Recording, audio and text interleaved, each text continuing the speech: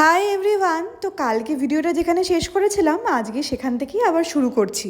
Office থেকে আমি একটু তাড়াতাড়ি আসতে পেরেছিলাম, ছুটির দিনেই আমাকে অফিস যেতে হয়েছিল।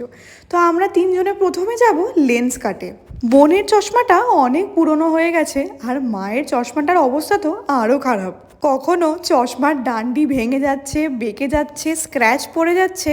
তাই ভাবলাম আজকে ওদেরকে নিয়েই যাই। বেশ কয়েক বছর আগেই ওদের লেন্স কাট থেকেই আমি কিনে দিয়েছিলাম।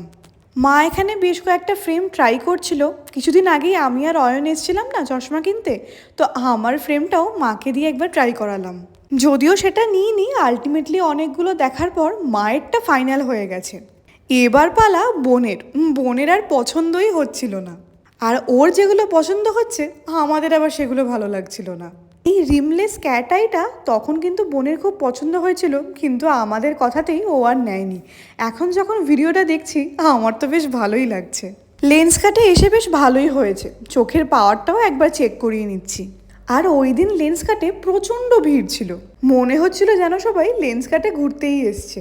তো দুজনেরই চশমা ফাইনাল হয়ে গেছে, ডেলিভারি আমিই নিয়ে নেব। এরপর আমরা এলাম পিন্ড বালুচি রেস্টুরেন্টে। এই রেস্টুরেন্টটাতে ওদের দুজনকে কিন্তু নিয়ে আসা হয়নি। এই রেস্টুরেন্টটার যে কালার কম্বিনেশনটা আমার বেশ ভালো লাগে। আমি এই নিয়ে এই রেস্টুরেন্টটাতে 3বার এলাম। ভাবা যায় অন্য স্টেটে এসে মনের মতো একটা রেস্টুরেন্ট পেয়ে গেছি। মনের মতো বলছে এই কারণে, এক তো এখানকার থিমটা আমার বেশ পছন্দের, তার সাথে খাবারগুলো কিন্তু বেশ ভালো। প্রথমেই নিয়েছিলাম চিকেন মালাই টিক্কা। এটা আমি আর অয়ন এসে ট্রাই করেছিলাম, বেশ ভালো লেগেছিল। তো এরপর মেন কোর্সে আর ননভেজ আইটেম নিলাম না। অর্ডার করেছিলাম লাচ্ছা পরোটা, বাটার নান আর তার সাথে পনির লাবাবদার। আর মাকে ওদিকে বলেছি তুমি ভালো করে আগে পোস্ট দাও, ভিডিও নেব, তারপর খাওয়া শুরু করবে।